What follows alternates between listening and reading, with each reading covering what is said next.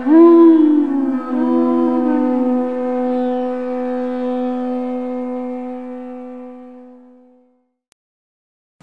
Namo Bhagavate Vasudevaya.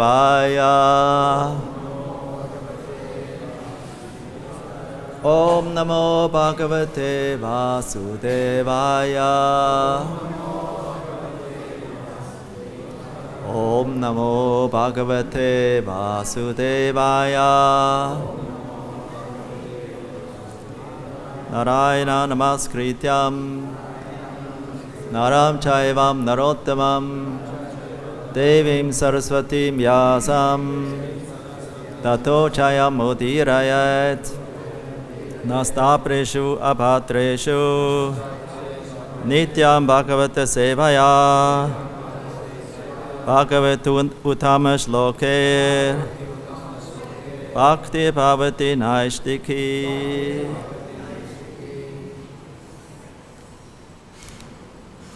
Grantaraj Srimad Bhagavatam Ki Jai. So we begin a new chapter from Srimad Bhagavatam 8th Canto, chapter 4. Gajendra returns to the spiritual world. So we read the summary by Srila Prabhupada. This fourth chapter describes the previous birth of Gajendra and the crocodile. It tells how the crocodile became a Gandharva and how Gajendra became an associate of the Supreme Personality of Godhead. There was a king on the Gandharva planet whose name was Huhu. Huhu. Good name, huh? Once this king Huhu was enjoying with women in the water, and while enjoying, he pulled the leg of Devala Rishi, who was also taking a bath in the water at that time. Huh? Upon this, the sage became very angry, and he immediately cursed him to become a crocodile.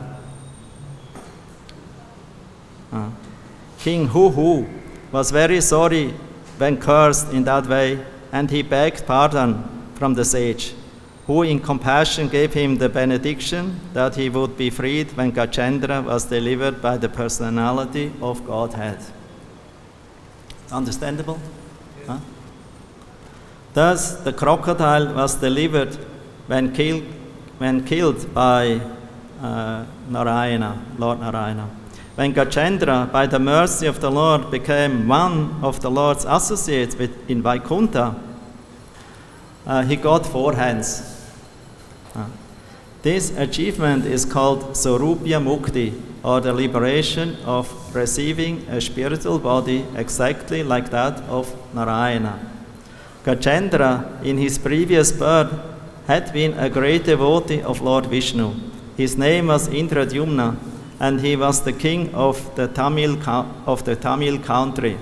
Following the Vedic principles, this king retired from family life and constructed a small cottage in the Malayachala hills, where he always worshipped the Supreme Personality of Godhead in silence. Agastya Rishi, along with many disciples, once approached King Indradyumna's ashram, but because the king was meditating on the Supreme Personality of Godhead, he could not receive Agastya Rishi properly. Thus the Rishi became very angry and cursed the king to become a dull elephant.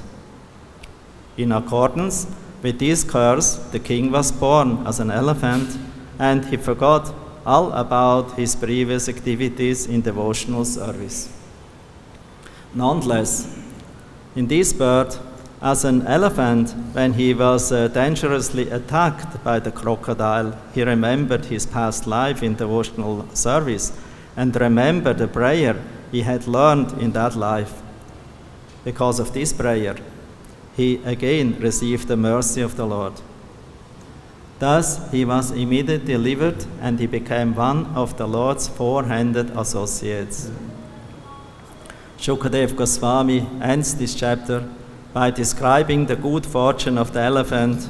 Shukadeva Goswami says that by hearing the narration of Gajendra's deliverance, one can also get the opportunity to be delivered. Shukadeva Goswami vividly describes this, and thus the chapter ends. So we start 8th canto, 4th chapter, text 1, Sanskrit verse, and also 2, the second verse we take because it has no purport. Si Shukha Vacha Tata Devarshi Gandharva Prameshana Purogama Mumuchu Kusumasaram Shamsanta Karma Tattare.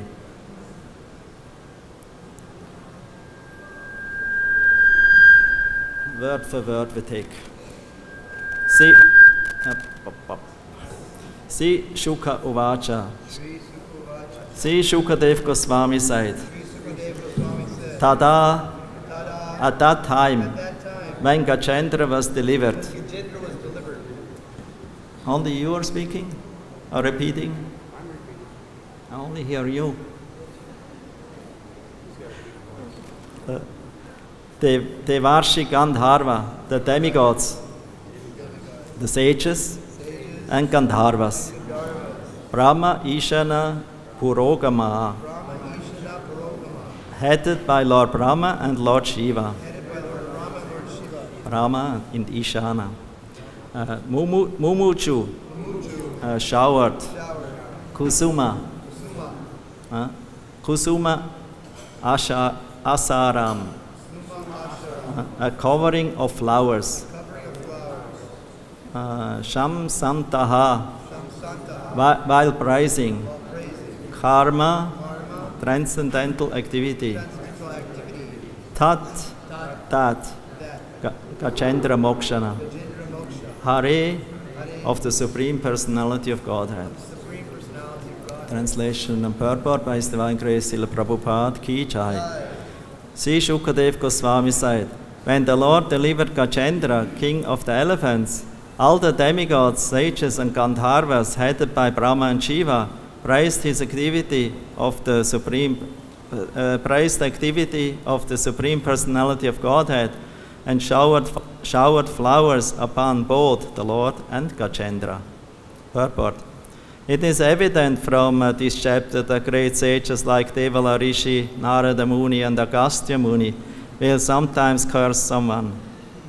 The curse of such a personality, however, is in fact a benediction. Both the crocodile, who had been a Gandharva in his previous life, and Gajendra, who had been a king named Indradyumna, were cursed, but both of them benefited. Indradyumna, in his birth as an elephant, attained salvation and became a personal associate of the Lord in Vaikuntha. And the crocodile regained his status as a Gandharva. We find evidence in many places that the curse of a great saint or devotee is not a curse but a benediction. Verse 2nd through 842. Nedur tundu bhayo divya Gandharva nan ritur jagu rishayas charana siddhas tushtuvu purushottamam. There was a beating of kettle drums in the heavenly planets. The inhabitants of Gandharva Loka began to dance and sing, while great sages and the inhabitants of Charana Loka and Siddha Loka offer prayers to the Supreme Personality of Godhead, Purushottama. Sri Shukha Vacha Tada Devarshi Gandharva Prameshana Purogama Mumuchu Kusuma Saram Shamsanta Karma Tattare. Netur Dundu Bhayo Divya Gandharva Nan Ritur Jaguhu Rishayas Charana Siddhas Tushtuvu Purushottamam. Sri Shukadeva Goswami said, when the Lord delivered Gajendra, king of the elephants, all the demigods, sages and Gandharvas, headed by Brahma and Shiva, praised his activity of the Supreme Personality of Godhead and showered flowers upon both the Lord and Gajendra. There was a beating of kettle drums in the heavenly planets. The inhabitants of Gandharva Loka began to dance and sing, while great sages and the inhabitants of Charanaloka and Siddhaloka offer prayers to the Supreme Personality of Godhead, Purushottama.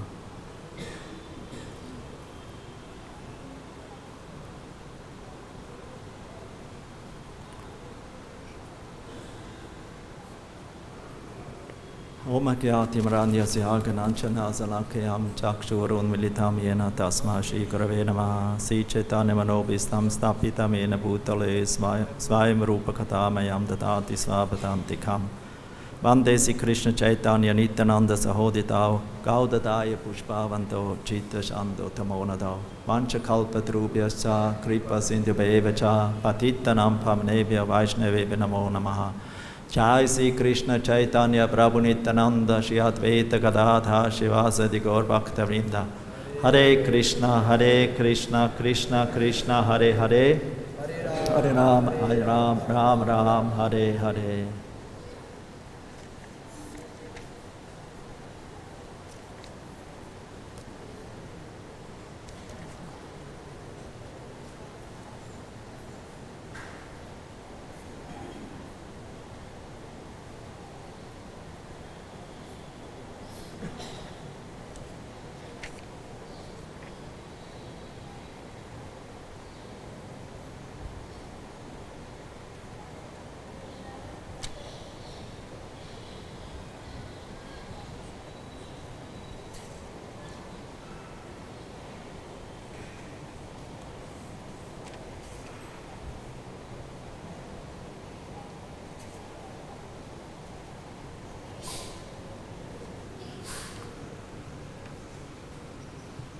So,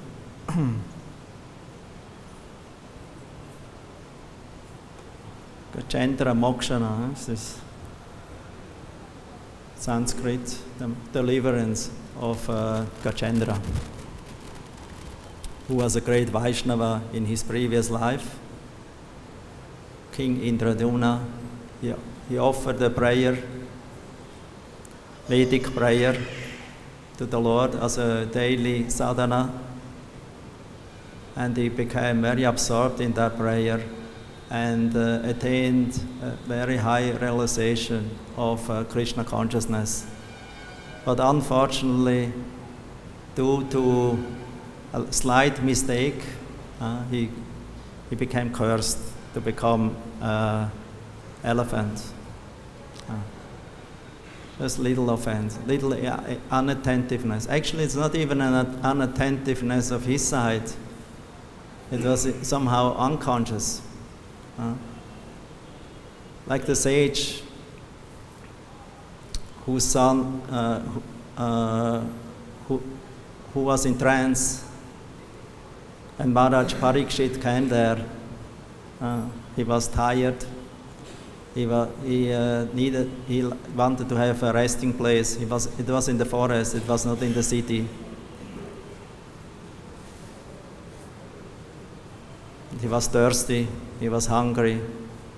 So it is an etiquette that if somebody comes to your house, that he is properly received, and that you offer him at least some seating place, some welcome words, in a happy mood, not, oh, again a guest. You should be happy to receive a guest, because the guest is like Lord Narayana coming to you. It's like the Lord. We should be very hospitable, especially as a Grihastha.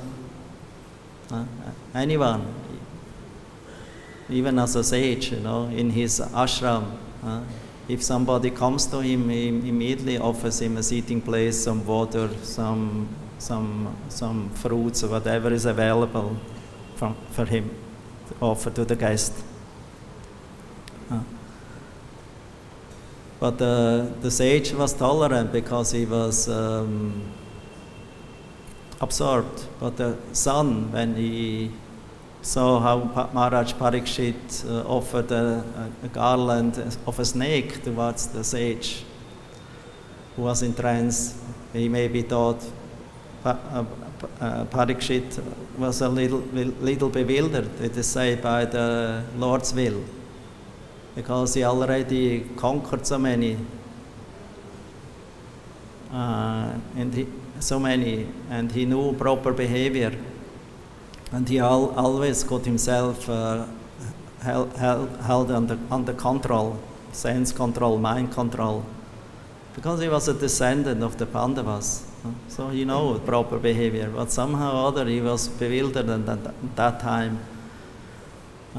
because Krishna had a higher plan, so that the faultless king became cursed, not by the sage himself, because the sage was Vaishnavas, where he realized he is easily forgiving an offense towards himself. Some sages not easily forgive. They easily become angry because of their tapasya. But somehow or other this sage, I think Shamika Muni, huh? Was it?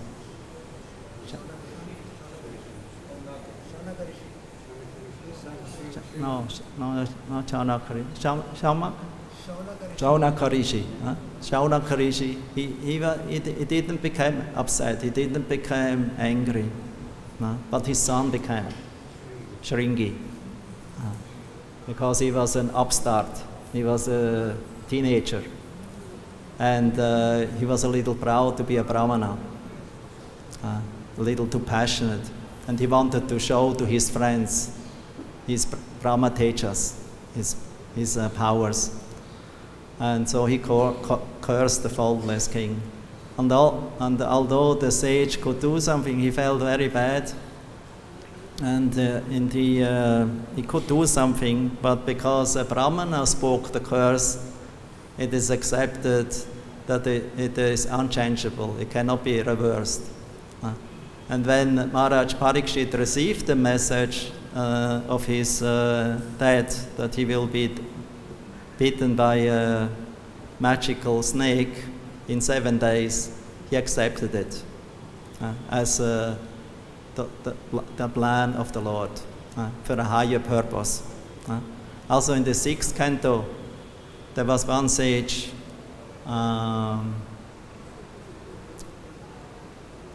that sage,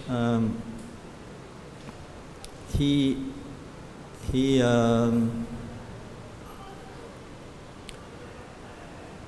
took the, what was the name of that curse? From whose bones should be taken made as tender. Tadichi, yeah, thank you. Tadichi Rishi. Tadichi Rishi. So he was a very great ascetic. He had all his mystical powers in his bones. And the Supreme Lord Narayana, he knew about his mystical powers. So when King Indra was in trouble, he needed a weapon to kill Vritrasura. And so he got the instruction to go to Tadichi Muni, ask him for his bones.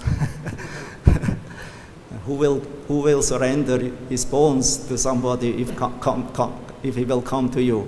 You ready? Can I have your bones? Because I need to make a weapon. You have a lot of powers in your bones. So I need to make a weapon of it. Can you give it to me as a gift? The sage said, yes, of course, you can have them. Because it's for a higher purpose. If my body is useful for a higher purpose, it should be offered as a yagya. We should not be kripana, only thinking about I and mine, it's my body.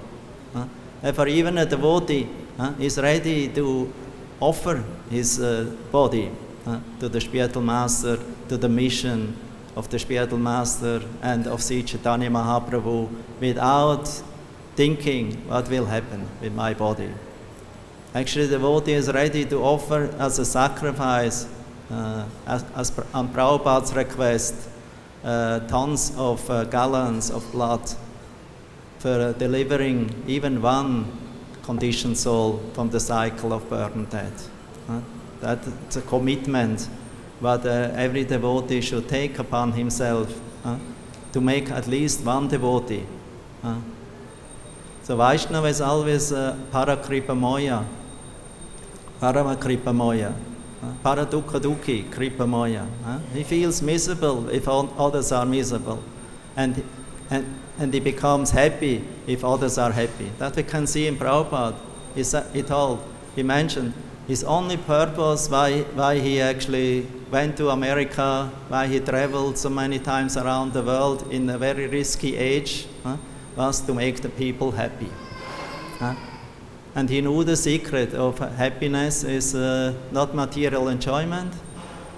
It is not advancement in dharma, artha, kama, and even moksha, because moksha, the bliss in moksha is only a little drop in comparison with the ocean of devotional service, of bhakti. So it is insignificant, and therefore a devotee has no interest in dharma, artha, kama, moksha. He only prays for seva, for devotional service in this life or in the next. Gajendra, he had because in his previous life he was in the Umna Maharaj, he had this prayer, and he didn't forget it, even in elephant body. The elephant body is dull body, but seems to be dull, but actually they have very good intelligence. They have very sharp memory. Whatever an elephant has in his head, he keeps, even if he gets 100 years old, he will never forget. They say elephant never forgets. They say elephant never forgets. He will? Expression they say is elephant never forgets. Yes.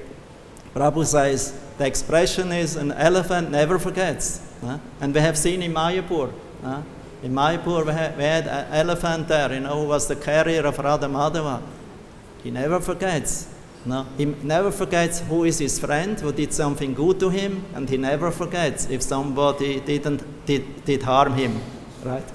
And one time it happened, one devotee, even after many, many years, because this devotee harmed that elephant somehow or other. I don't remember anymore why and how, but the elephant remembered, and he got so angry, and he wanted to kill that devotee. Is that right? I have that in memory. I don't want to go in detail. I only want to give the example of an elephant that actually has very sharp memory, although he looks very dull. Therefore, he could remember these Sanskrit verses, this prayer, because he offered that in devotion. And devotion is never lost, although our bodies may be lost, but our devotion, our prayers, our devotional service, what we offer to Krishna, it's not forgotten. It's not forgotten by the Lord. It's not forgotten by the spiritual master. It's not forgotten by the Vaishnavas. And it's not forgotten by the soul. The mind maybe forgets. The mind forgets, because the mind anyway is dull. In Bhagavad-Gita states actually the senses, even including the mind and the intelligence, and especially the dull senses, they cannot recognize anything without the presence of the soul. Therefore, actually, the witness of our bodily activities, it's the consciousness. Without presence of consciousness, there is death. Even you have mind and intelligence and senses very perfectly, but they cannot function without the presence of the jiva, the soul. Therefore, because the soul belongs to the Svarup Shakti of the Lord, it is eternal, it is full of awareness, full of consciousness all the time. And whatever consciousness we are acquiring and we are cultivating by sadhana, positive or negative materially, or what to speak of spiritually, we take with us to the next body. We take to the next body. So the consciousness is carrying us, actually the soul, the consciousness carries us to the next body, or also to liberation. And now a very important point is, why Gajendra attained liberation in Vaikuntha? He attained. He became an associate, eternal associate in Vaikuntha, four-armed form, no different practically from the Lord's form. Sarup, this is called Sarupa Mukti. He attained the Sarupa Mukti, the same form as the Lord. The only difference of that form is that the Lord has the Kaustuba and the Srivatsa sign, and that Vaikuntha Vasis, who are eternal servants of the Lord in Vaikuntha, don't have. They don't have it. But otherwise, four arms, blue collars, similar dress, similar hairstyle, lotus eyes. When Gopkumar arrived in Goloka, in Vaikuntha, he he considered every Vaikuntha Vasi with the four arms, oh, he's Narayana. So he offered his obeisances, but the devotee said, no, I'm not Narayana. You have to go through the 7 gates and then you come to Lord Narayana, the husband of Lakshmi Devi. So go there. So Gajendra, he received the Sarupa Mukti, not Sayuja, Sarupa. So that means he became liberated as an eternal, became an eternal associate of the Lord. But the crocodile who was killed by the Lord, Sudarshan Chakra, Lord Purushottama, he's Jagannath, he's the Lord of the universe. He comes to save his devotee. So, otherwise, this elephant, he was a Gandharva, and he became cursed because he was in a playful mood. Gandharvas always very playish, you know. They always you cannot trust the Gandharva. It is saying, Gandharva cannot trust.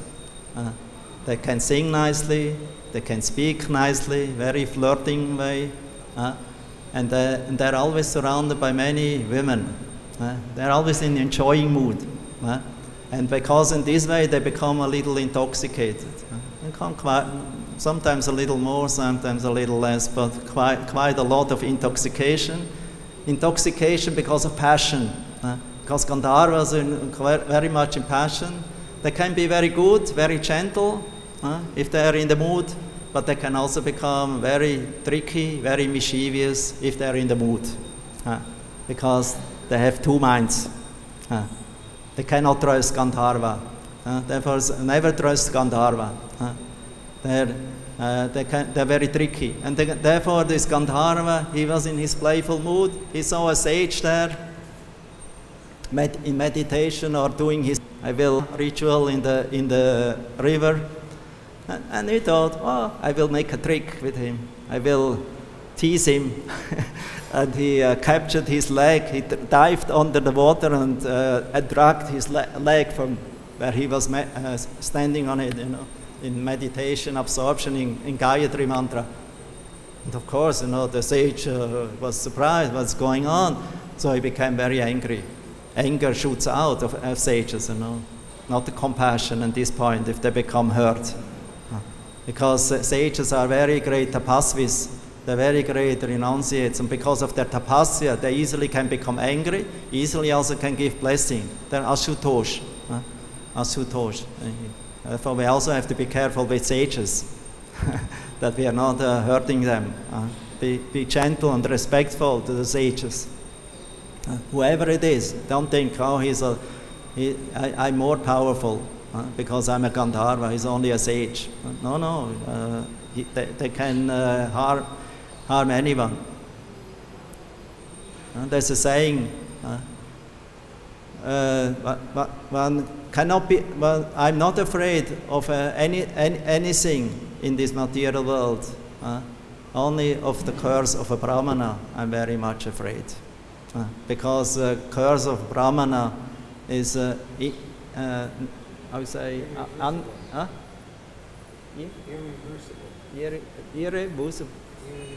irreversible. Yeah. Irreversible. It is irreversible. That means you cannot change it.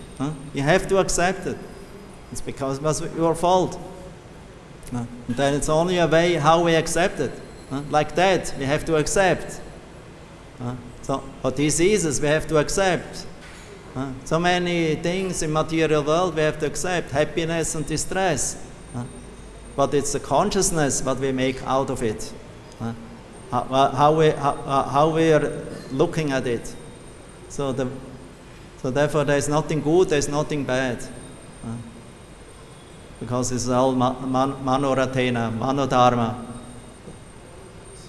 From material point of view, nothing is good, nothing bad. Everything is dependent on our consciousness. And if the consciousness is fixed in Krishna, and we make the best of a bad bargain, or of a bad situation, then we can become benefited. So anyway, this Gandharva, he became cursed by the sage to become a crocodile, because crocodiles, they come sneaking underneath the water and bite you in the leg. So you should become crocodile, because you have crocodile mentality. So become a crocodile. And he could not do anything. His Gandharva glory was in one moment finished. Of course, he regretted and he asked for pardon, for excuse.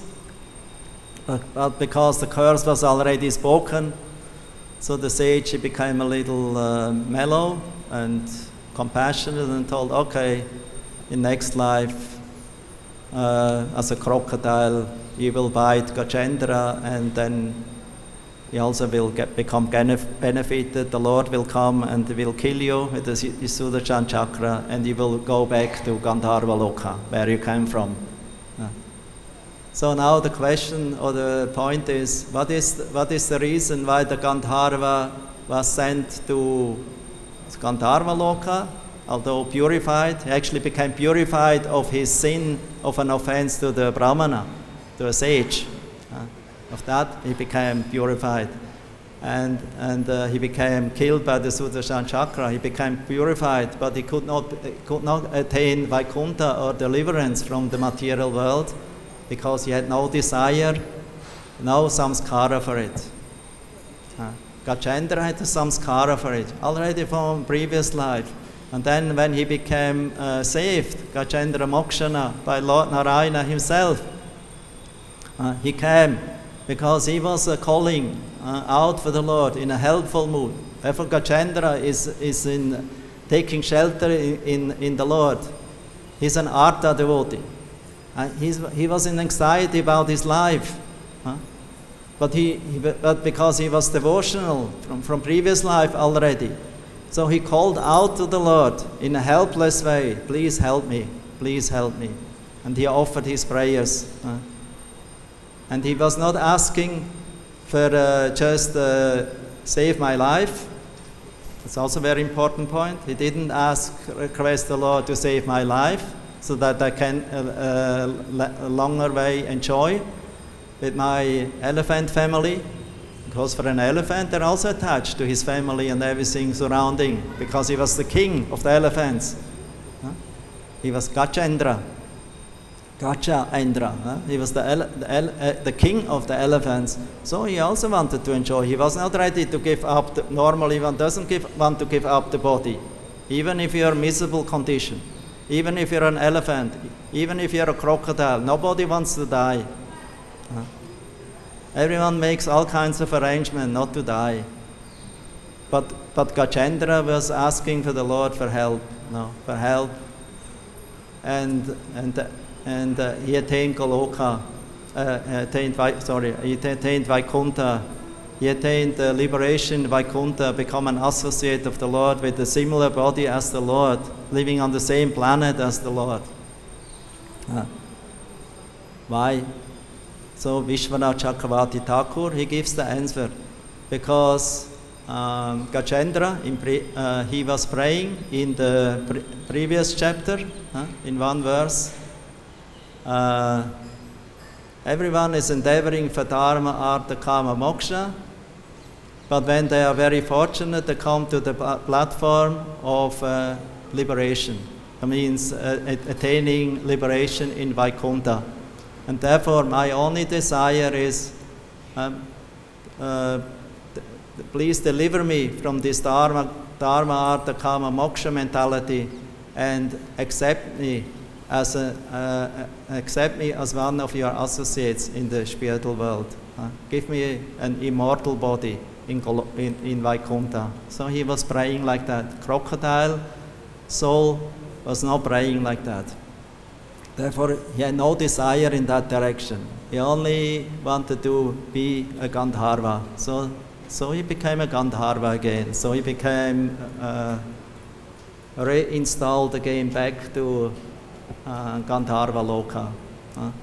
Of course, Gandharva Loka, the Gandharvas, if they have some realization about Krishna, whenever there is a Sankirtan Yagya going on, they come and join.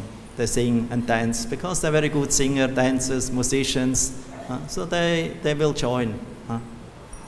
Narad Muni has experience. Narad Muni has the experience of, he was a Gandharva in one life previously,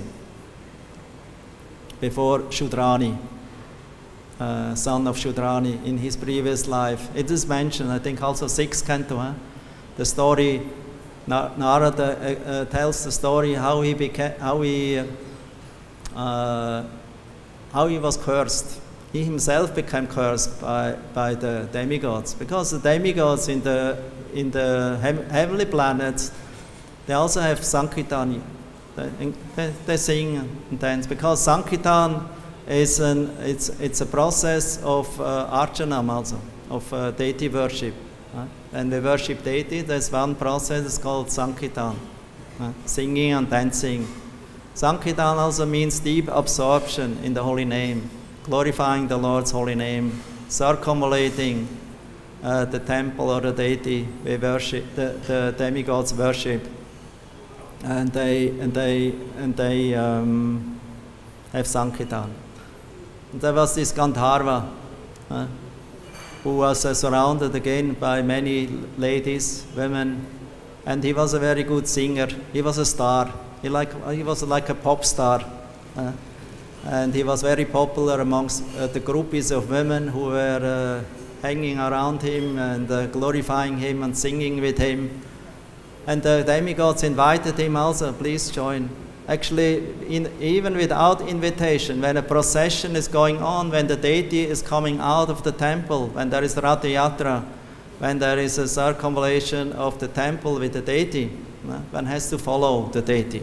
That's also described in Nectar of Devotion. It's also one of the 39 items of sadhana bhakti in the process of archanam. So it's very important to follow the deity, to participate, and immediately happily sing and dance in front of the deity. One should not sit down in front of the deity when the deity is coming out. One immediately has to follow. Also the spiritual master, when the spiritual master is coming out, one should follow. Not remain sitting on the ground when the spiritual master and Krishna, the deity, is coming. Immediately one has to rise. Even if you're invalid, you have to. Otherwise you will become an invalid in next life. The Shastra say, you become invalid in next life if you don't follow the deity and don't rise and offer respect to the deity and to the guru or some superior personality. One has to offer respect. But here we have the story, because we are sometimes so much intoxicated by passion. So we don't follow, we don't offer respect, we don't rise. We just go on in our way of prayers and meditation or sleeping or I don't know, eating. And think this is more important now. But now the most important is, most greatest important is that when the Lord is coming, when Guru is coming, you have to rise and offer respect and follow and glorify. This is very important. So, but this Gandharva, he didn't do it. So the demigods became very angry, upset, and they cursed him. You should not be a Gandharva, because you're not singing for the Lord, you're not dancing for the Lord, you're not glorifying the Lord. Take birth in this material world, in the lower planet, as the son of a Shudrani. So in this way, Narada, he became the son of a Shudrani. But he had the good luck to meet Bhaktivedantas, Vaishnavas. He did some humble seva to them. He gave them service. He got the remnants of their Mahaprasadam by their permission, not just stealing or taking, by permission. So yeah, so he received respectfully the remnants of their prasadam, Mahaprasadam. And he also learned from them about the scriptures when they had katha together. When saints come together, they always speak about Krishna, philosophical topics. And the boy, although young at that age, at that time, he had the opportunity to hear, to do seva, to get Mahaprasadam, Mahaprasadam. And that gave the change in his heart. So the sages became kind to him and gave him specific instruction of sadhana and also mantra initiation. And in this way, when they left and his mother died, he left the home with great determination, remembering the instruction what he received. That's only what is to do. To remember instruction Guru gives. When he is present and when he leaves, we have to remember that's our only must. Today I read one excerpt from a letter of Srila Prabhupada this morning, where he writes to one devotee who had some trouble, who had some obstacles, and Prabhupada writes to him, there are no obstacles. If you follow my instruction, I give this obstacle a kick, that they will all fly away, and there will be no obstacles in your whole life if you follow my instructions. I give these obstacles a kick. You can read in the letters, in, I don't know, in the September calendar of the Prabhupada statements of letter. I don't know, 6, 7, or 8 September. It's there. So I was very inspired about this verse because we all have obstacles. And why we have obstacles, Prabhupada makes it very clear, because we don't follow Guru instruction. Then we have an obstacle. Prabhupada gave us everything. He gave us all the guidelines, materially and spiritually. How to behave properly, what sadhana to do, what is the goal, how to achieve it. This is, if you keep to that, and not speculating on deviating, and always carrying this instruction of Srila Prabhupada on our head, then the obstacles will all remove, will all go away. And even if obstacles are still maybe coming, they will become easily overcome by mercy, if you remember Guru. Mukham karoti vachalam, pangom langai digarim, yat kripatam maham vande shi gurum dinataranam. So this is saying, even the layman, if you remember Guru, he can cross a mountain. A blind man can see the stars, or he can see the Lord, and he can speak the proper words. So that's all the mercy. Therefore, we should always aspiring for the mercy of the Vaishnava, mercy of Guru, previous acharyas also, we should not forget. It's actually everything in the same packet, because in this way we can get the mercy of Krishna. And all obstacles and all problems will become very diminished. Because that is the nectar of devotion saying. That the first symptom of devotional service is that it diminishing the obstacles, the problems in life. It creates auspiciousness, and the klesha agni becomes very much diminished. The big ocean of birth and death will shrink to the hoofprint of a calf. Easily we can overcome the ocean of birth and death, who is very big, very huge, unlimited from our point of view. But if you surrender to Krishna's lotus feet, it shrinks to the hoofprint of a calf. Samashita ye pata labhava plavam mahapadam punya yasho murarer bhavam buddhir vatsa param padam padam yat vipadam natesham. So the material world is padam. It's a very dangerous place, dangerous on every step. But if you can remember Guru and Krishna, like Prabhupada also says, there's no difference between Guru and Krishna. It's a parallel line. Parallel line. We should not only think, oh, only Guru and not on Krishna. I'm not on the level now. Or others say, only Krishna, but Guru, yeah, okay. I have, but I take more shelter in Krishna. No, Krishna, Guru and Krishna. Yasya deve, yatha deve. Yasya deve. Yasya deve, para. Anyway, I told it already. That's on the Sanskrit. It doesn't appear now. Yasya deve, para. Tata Devi, Tata Guru. So we have to, Devi, Krishna, God, and the Guru, we have to take in parallel line. And if we are on parallel, on two tracks, that means we Guru and Krishna as shelter, then the path becomes very clear, very safe. So we can learn from the scriptures. Scripture gives positive examples, negative examples, and how from that negative the positive ultimately came out.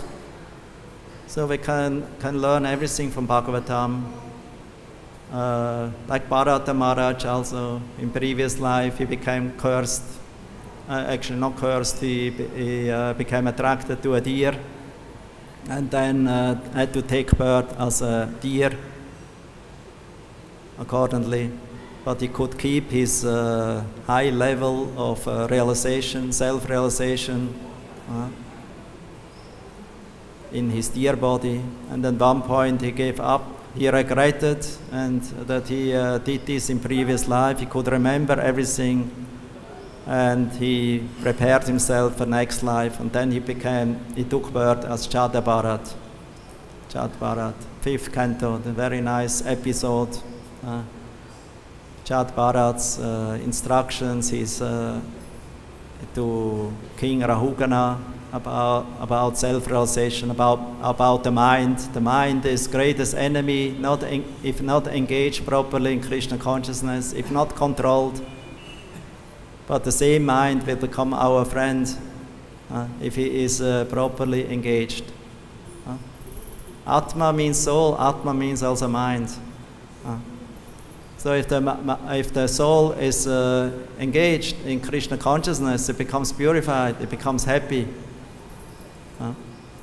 And with the determined devotional service and by following instruction of the spiritual master, so we have a very good sword, a weapon to conquer the mind, to conquer our anarthas, the bad habits.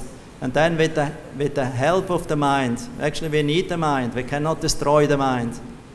We need the mind, we need the intelligence and engaged in the interest of the soul, in relation, in bhakti-yoga to the super soul, Lord Krishna. Then the mind also becomes happy too. Yayatma suprasidati.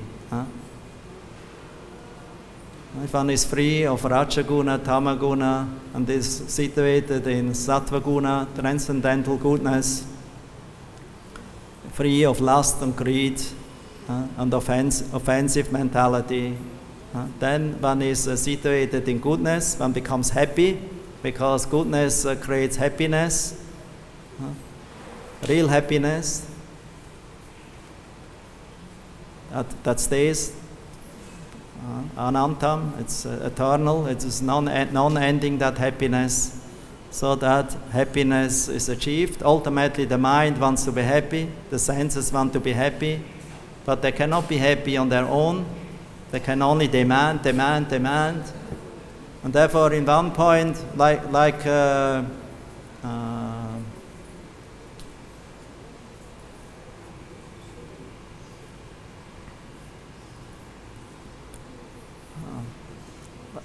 one Vaishnavacharya, he was singing, so now I don't want to serve these thankless masters. I don't want to serve the mind and the senses, because they're all like dacoits.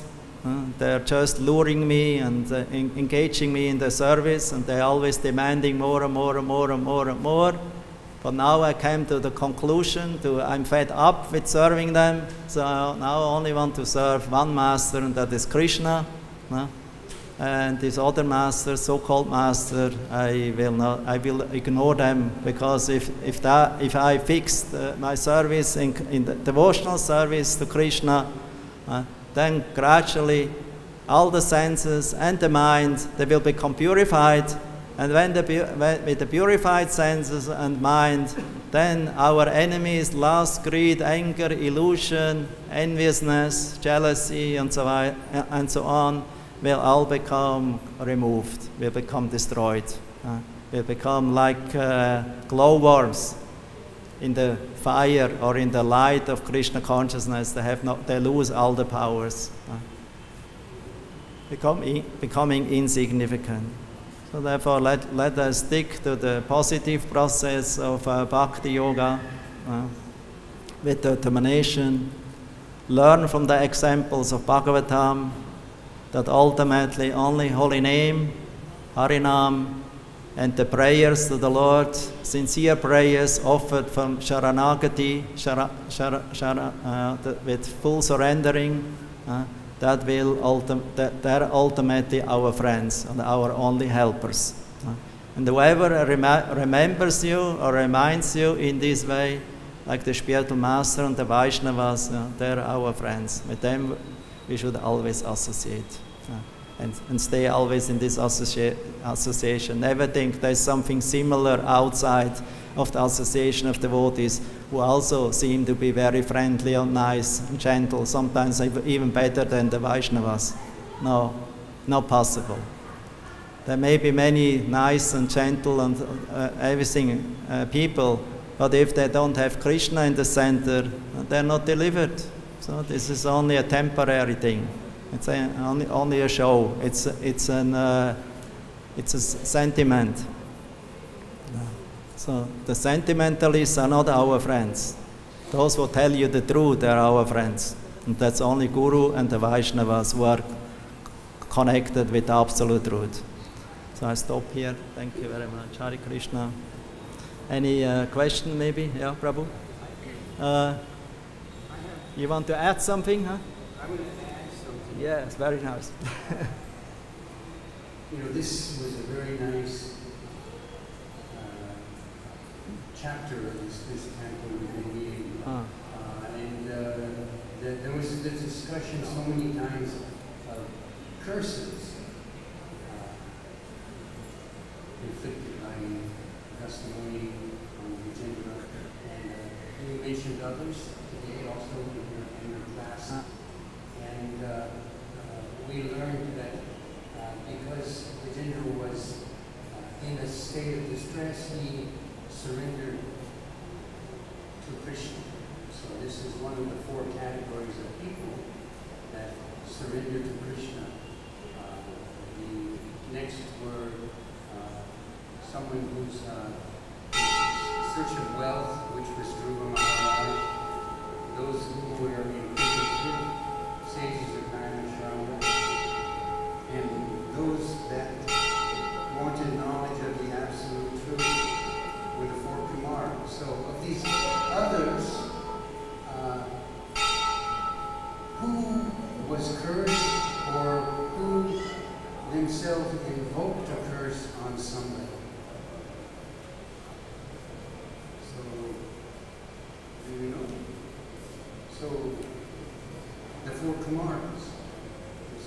happened is they went to Vaikuntha, and the gatekeepers in Vaikuntha were Jaya Vijaya, and they tried to impede the four Kumars from going in to see Vishnu. So what did they curse? How did they curse him?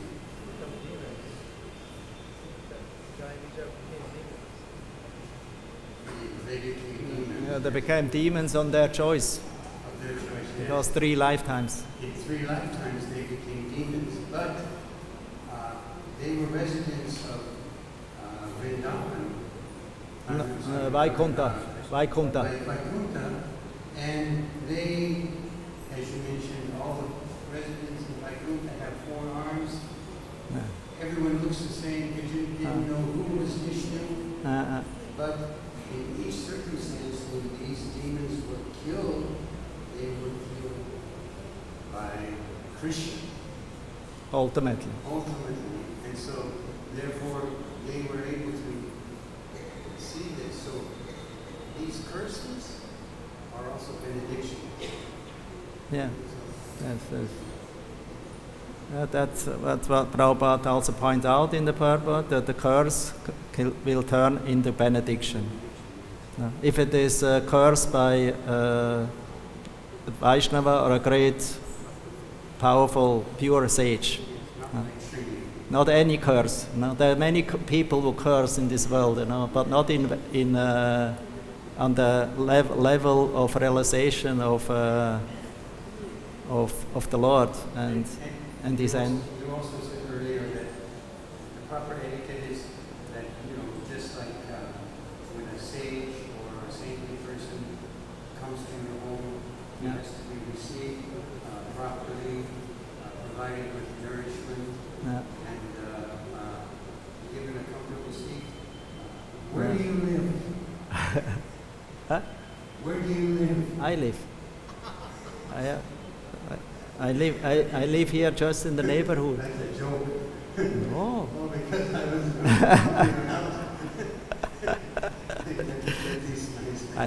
I don't want to press myself on others, Everyone is welcome, but I don't want to just push myself on it. You're always welcome. I will keep it in mind.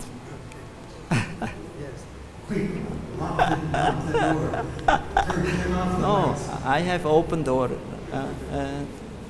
So many come, I don't know, but why it never happened. Sorry. I will come back to you. Any question more? Okay. Grantaraj Srimad Bhagavatam ki jai.